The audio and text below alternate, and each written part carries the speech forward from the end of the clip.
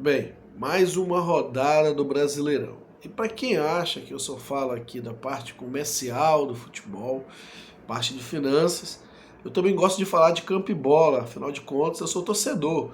E vou colocar aqui minha opinião do que está acontecendo e as perspectivas no campo e bola do Campeonato Brasileiro. Então eu vou comentar aqui toda a rodada, ou pelo menos os principais jogos. E quero escutar, ou melhor, ler seus comentários a respeito. Inclusive, eu fazer uma live hoje à noite para a gente trocar uma resenha sobre o campo e bola na segunda rodada do Brasileirão. E vamos a ela. Agora, antes de seguir com o vídeo, como sempre, eu peço ajuda para...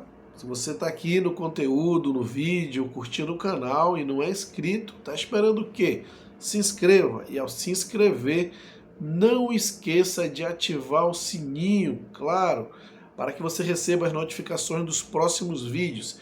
Tão importante quanto se inscrever e ativar o sininho é você deixar aquele like, o famoso joinha, para que o YouTube entenda como relevante esse conteúdo e distribua para um número maior de pessoas. Comente aqui se você concorda ou não concorda com algo que foi dito, não tem problema, interaja, comente, para que a gente possa melhorar a qualidade do conteúdo entregue para você. E compartilhe esse vídeo com seus amigos nos grupos de WhatsApp. Mais um ponto importante na descrição desse vídeo, tem um link para você se tornar membro do canal. E ali tem uma série de vantagens e benefícios exclusivos para os membros. Então não perca tempo, se inscreva, se torne membro e venha fazer parte da comunidade flamenguista do Norte. Vamos ao tema desse vídeo. O Brasileirão terminou a segunda rodada e a gente já começa a ver, desenhar, ou melhor, ter o desenho de como vão transcorrer as coisas nesse campeonato brasileiro. Para começo de conversa, Flamengo e Palmeiras foram os únicos clubes que ganharam fora de casa. Isso já dá bem um pouco da tônica, da força desses dois times no campeonato de pontos corridos. Jogando mal ou jogando bem, eles costumam sempre fazer pontos fora de casa, o que é muito importante. Embora o Palmeiras tenha jogado aí, sabe, contado com a ajuda do árbitro, mais do que com o juiz. Mas vamos falar de cada jogo, pelo menos dos principais. E eu vou começar com Vasco e Corinthians. Bom, não é segredo para ninguém, principalmente para os vascaínos, que eles costumam sempre levar peia do Corinthians quando joga em Itaquera. Quando não joga também, né? Eu acho que o time que mais bate no Vasco depois do Flamengo, ou até mais que o Flamengo, é o Corinthians. Agora, o engraçado é que, diante de todo esse histórico, o Vasco entrou com o time reserva. Para poupar contra quem? Para poupar para jogar contra quem? Porto Cabédio? Sabe? Faz sentido isso? O Vasco poderia ter levado de 5 se 2 gols não fosse anulado pelo VAR. E foi jogo para isso, tá? E no final do jogo, o Veguete saiu até disparando contra seus próprios companheiros. Algo que ficou ali, não ficou muito bacana, não. O ponto para mim é que o Vasco, infelizmente, eu sou flamenguista e eu falo que o Vasco sempre foi um grande rival do Flamengo, sempre foi uma força muito importante e relevante no futebol brasileiro, mas cada vez mais tem se restringido a ser uma força, não, vamos dizer assim, um coadjuvante, né, no futebol e brigar sempre para não cair. O Vasco deixou de ser protagonista já faz muito tempo.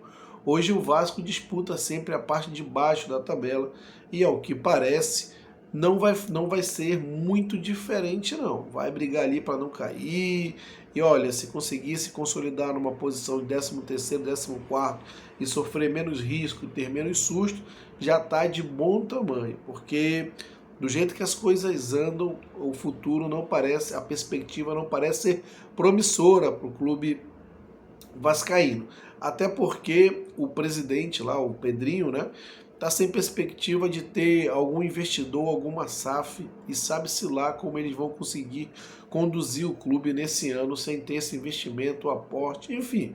A situação está um pouco complicada, tanto no campo e bola como fora do campo e bola, lá pelos lados do clube Cruz Maltino. Agora, voltando aqui já para os jogos de domingo, né, os jogos que realmente importam, Internacional e Cruzeiro, o Cruzeiro foi muito impactado numa expulsão totalmente injusta, sem pé nem cabeça, né, numa falta que não houve no atacante Wesley do Internacional, e ali condicionou todo o jogo, e obviamente o Inter fez 3-0. Diogo, o Inter vai ser uma grande força nesse campeonato brasileiro? Não sei, não dá para ver, mas o Inter é aquele tipo de clube que tem tudo para ser e não é, sabe? Não é muito confiável, ele não, na hora do vamos ver, ele costuma não validar. E de verdade, eu não sou muito fã do técnico do Internacional, Roger. Ele tem um discursinho muito pronto, muito para quem gosta de uma mídia mais enviesada, que gosta de colocar os discursos mais das pautas das minorias, e eu acho que essas pautas têm que ser trabalhadas, tudo mais, show de bola, mas a avaliação dele como técnico mesmo, que grande trabalho fez. Normalmente ele não valida o seu trabalho, pode ser que eu me surpreenda e esse seja o primeiro ano que ele faça realmente um grande trabalho, ganhe algum título de expressão importante, mas normalmente os times do Roger costumam fraquejar na hora que mais precisa, né? De qualquer maneira, o Inter vem apresentando desde o primeiro semestre um bom futebol, não fez um bom jogo contra o Flamengo, embora muitos falem disso. O Inter foi completamente dominado, não teve culpa de ser expulso o jogador do Cruzeiro ontem, então fez a parte dele, colocou 3-0. E para mim é um ponto de interrogação se ele vai realmente disputar esse título brasileiro. Eu acho que é um time para G4, entre G6 e G4. Disputar as veras, vou esperar um pouco mais para ver. Agora falando ainda desse jogo, e o Gabigol? O que acontece com o Gabigol? Eu recebi aqui um corte de alguns lances, sabe, surreais do Gabigol que viraram meme, né? O Gabigol, não sei o que acontece, porque, poxa, será que tudo aquilo que ele passou no Flamengo, principalmente de 2019 a 2022, 2023 já começa a decaída dele, mas de 2019 a 2022, então aquilo tudo foi uma fase estendida, que ele não é nada disso? Eu não quero acreditar, mas eu acho que o Gabigol ele tá meio que se perdendo no futebol. Pode ser o novo Luan, o que foi rei da América com o Grêmio, depois nunca mais conseguiu se encontrar no futebol. Se eu não me engano, é reserva do Vitória, cara. Quem foi rei da América em 2017, é reserva 2017, acho que foi. Não, 2016, né? Não, 2017. É reserva do Vitória. Então, sabe, será que o Gabigol vai seguir esse caso de ostracismo, de desaparecer? Porque eu vi até umas reações do Landim, olha, do Jardim, reagindo a alguns lances surreais do Gabigol e, tipo, não acreditando o que esse cara faz ali. Lances que não condizem com um profissional, né? Um profissional de bola, quanto mais um jogador com o tamanho da história do Gabigol. Então, cada vez mais eu tenho aqui grupos de torcedores do Flamengo, cada vez mais os torcedores estão achando que se livraram de sabe, se livraram de um verdadeiro problema, que era o Gabigol, que além de não jogar nada, ainda criava muito problemas no bastidor, né? Nos bastidores. E agora é um problema que o Cruzeiro tem que resolver, né? Os torcedores atleticanos têm colocado lá algumas faixas no supermercado BH, que é o supermercado do Cruzeiro, dizendo que o salário tem que cair no final do mês certinho, apesar do Gabigol. Então já começa a virar meme da torcida adversária, o Gabigol que sempre teve esse lado aí de mexer com a torcida adversária, começa a virar meme, mas o ponto é que tá complicado para ele. Comente aqui o que você tem achado do Gabigol lá do outro lado, do lado do Cruzeiro. Tem sentido algum alívio por ter, de alguma maneira, se livrado do jogador, por ter, sei lá, se desfeito do jogador? É um tema aqui que eu tenho curiosidade de saber por parte dos torcedores flamenguistas. E aí, a gente falando de Cruzeiro, a gente vai para o seu rival Atlético Mineiro, contra o São Paulo, né? Teve os jogos, uns lances polêmicos ali, o Zubeldia foi expulso, mas eu acredito que são duas forças intermediárias, empataram e, sabe, são times que vão oscilar bastante, talvez o O Atlético Mineiro tem uma vantagem por estar com o foco muito mais concentrado no Campeonato Brasileiro, já que entre nós, Sul-Americana existe para quê, né? Para a gente não priorizar, se desfazer, botar o time em reserva. É o campeonato da segunda divisão da América do Sul, gente. O Campeonato Brasileiro já é mais forte que a Libertadores, para ser bem sincero, e eu acho que isso não é novidade para ninguém. Agora, a Sul-Americana ainda, que é a segunda divisão da América do Sul, é difícil você, como torcedor, ter ânimo para isso daí. Então, eu acho que o Galo vai acabar priorizando as suas forças no Campeonato Brasileiro, que pode fazer alguma diferença. O São Paulo já não disputa a Libertadores, eu acho que não tem elenco para ir em duas competições, quanto mais três, vai ter que em algum momento fazer uma escolha. E eu acho que para querer ganhar algum título de expressão, ele vai acabar em algum momento decisivo focando nas Copas. Então, eu não acredito que o São Paulo vá disputar o título brasileiro, eu acho que ele briga ali pelo G6, mas o Atlético Mineiro, dependendo de como vai desenrolar, tem um elenco que eu considero forte, o Hulk, é incrível como ele tem se mantido aí forte ao longo dos anos, né? O cara continua correndo como se fosse um garoto, mais do que muito garoto, muita força física, ele não cai de rendimento e vai depender muito de como o Hulk vai performar também nesse ano de 2025, já que ele tem sido ali, vamos dizer, uma mola propulsora desse Atlético Mineiro que realmente condiciona a performance do time numa temporada. Mas no todo o Atlético tem um bom time e eu vou esperar para ver, igual o Internacional, vou esperar para ver qual vai ser desse Atlético. Tem o Cuca, que é um cara muito instável,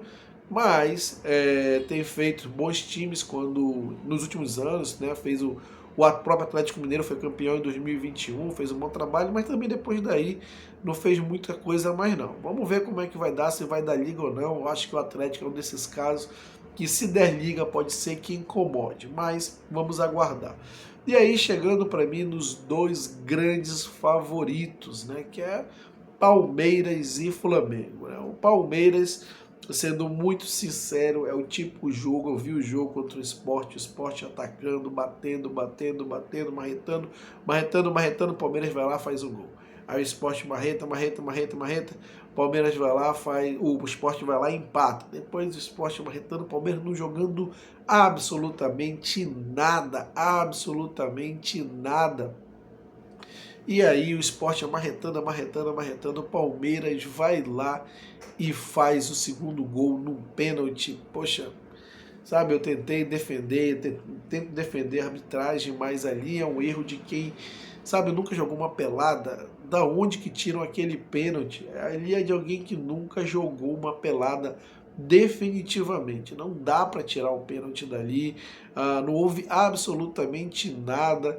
Existe um contato porque a perna do jogador, ele tenta ocupar um espaço, coloca o pé ali, mas não é o pé que vai em direção ao do Veiga. O Veiga literalmente arrasta o pé em direção ao jogador do Palmeiras. Inclusive, a respeito desse lance, até o Marcão, o ídolo histórico do Palmeiras, se sentiu constrangido e publicou uma mensagem nas suas redes sociais dizendo que estava constrangido com esse pênalti.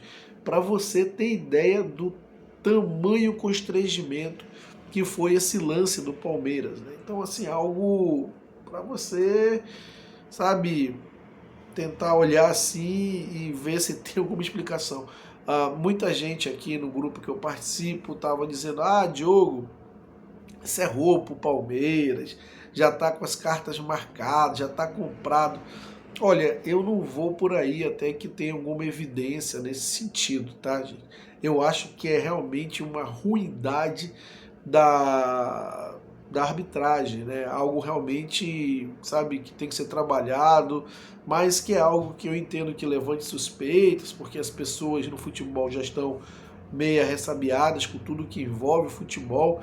Eu até entendo, eu não vejo assim, eu acho que realmente foi um erro absurdo. Para mim o Palmeiras não ganhou esse jogo, foi empate, mas saiu de lá aquele empate que saiu com 3 pontos, né? O Palmeiras quando joga mal, ele faz os 3 pontos, isso acaba fazendo diferença nos pontos corridos. Mas nesse caso, fizeram os 3 pontos por ele, tá? Bom, voltando agora, indo ao principal jogo, o jogo do Flamengo contra o Vitória.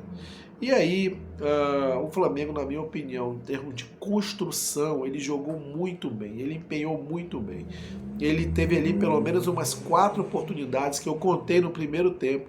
Que se ele fizesse metade, o jogo se encaminharia para uma goleada. O Felipe Luiz poderia até poupar no segundo tempo, mas o velho problema da assertividade. Eu entendo o Flamengo como um time extremamente técnico, sabe? E por ser muito técnico, o Flamengo tenta finalizar as jogadas da melhor maneira possível e às vezes um chutão, um lance menos técnico, sabe? Empurra a bola para dentro. E não é isso que o Flamengo faz. Ele tenta ter um acabamento muito mais bem elaborado e isso acaba atrapalhando, na minha opinião. Bom, agora é melhor você criar muito e perder, mas fazer alguns do que você não criar, né? Então, se a gente for fazer uma crítica na questão da construção do jogo, do que cabe ao Felipe Luiz, o Flamengo tem construído bastante em todos os jogos e também tem sofrido menos em termos de ataque e oportunidades criadas pelo adversário. Vamos considerar que contra o jogo lá contra o Desportivo Táchira teve realmente um lance no final do jogo que o Flamengo deu uma bobeira, meio que dormiu ali no finalzinho do jogo, achou que já estava tudo já controlado. E no jogo contra o Vitória nem isso, porque aquele gol do Vitória, ele foi fruto do acaso, ele bateu, a bola desviou do Gerson, senão não entraria em 1-1. Mas esse é o problema de quem está ganhando por 1-0 só e acha que o jogo está controlado. No futebol, 1-0 nunca é controle de jogo. No lance qualquer, numa bola perdida, você complica um jogo que estava muito fácil. E essa foi a mensagem. O Flamengo poderia ter complicado um jogo que estava absolutamente fácil. Era um jogo até para fazer saldo de gols. Aí depois colocou ali o Bruno Henrique, o Bruno Henrique é o Bruno Henrique. Pensa num cara para decidir e o Bruno Henrique mais uma vez decidiu. É um jogador extremamente importante para o Flamengo. Cada vez mais parece que ele melhora com o tempo. E ali o Flamengo fez o 2-1 e definitivamente encerrou e fechou a rodada com uma vitória importante. Vale ressaltar que nenhum clube conseguiu vencer as 2 rodadas iniciais do Brasileirão, o que quer dizer que o Flamengo, pelo menos em números de pontos, está empatado na liderança, vai ter os critérios de desempate, né?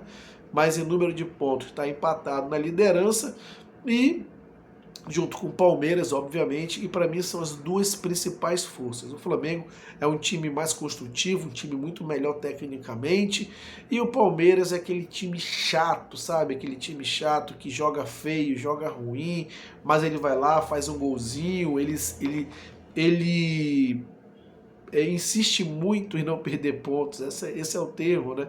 Ele briga muito para não perder pontos, ele vai lá quando você menos espera, ele faz um gol, ele nunca desiste, é um time chato, principalmente numa competição de pontos corridos, ele tem meio que um modelo para jogar ali, uma maneira tática muito efetiva nos jogos fora de casa. O Palmeiras é um clube que faz muito pontos fora de casa, não joga bem como não jogou com o Sport, era para ter perdido, mas você vai contar um monte de jogo que era o Palmeiras ter perdido o ponto e ele vai lá e consegue fazer os pontos. Então, se tem um adversário que, se você é flamenguista, eu, por exemplo, seco, é o Palmeiras. É um adversário muito difícil de ser batido nos pontos corridos. De novo, o Flamengo é um time tecnicamente muito mais forte, muito mais qualificado, mas o Palmeiras é um time chato. Se fosse Flamengo e Palmeiras se enfrentar nesse campeonato em 6, 7 rodadas, eu diria já que o Flamengo teria um amplo favoritismo para ser campeão brasileiro. Mas como eles só vão se enfrentar 2 vezes, são só 2 oportunidades que o Flamengo tem de tirar pontos do Palmeiras e deve tirar, aí eu já não acho que é tão favorito assim, porque o Palmeiras costuma ser muito regular. Ele não é espetacular, mas ele é muito regular. De qualquer maneira, o time do Flamengo também vem sendo muito regular, além de jogar muito bem. O campeonato está no início, mas eu classifico o Flamengo como um grande favorito e seguindo do Palmeiras. Os outros clubes, Botafogo, desculpa, o Botafogo também ganhou, mas, sabe, são times que eu não vejo ali com punch, com constância para seguir brigando com esses 2 na liderança. Um campeonato que é muito longo, o Campeonato Brasileiro, vai ter a questão aí do Super Mundial que vai influenciar. O Botafogo, para mim, ainda é uma incógnita. Ganhou de 2-0, mas não diz muita coisa. A gente vai ter que esperar para ver, se desmanchou muito esse time do Botafogo. Pode ter sido só um vento de uma brisa de verão ano passado. O pessoal falava que era elefante na árvore, né? Agora tem a oportunidade de provar que não é um elefante na árvore, se manter a constância e brigar pelo título brasileiro e ficar ali entre os protagonistas. Vamos aguardar, é meio que uma incógnita.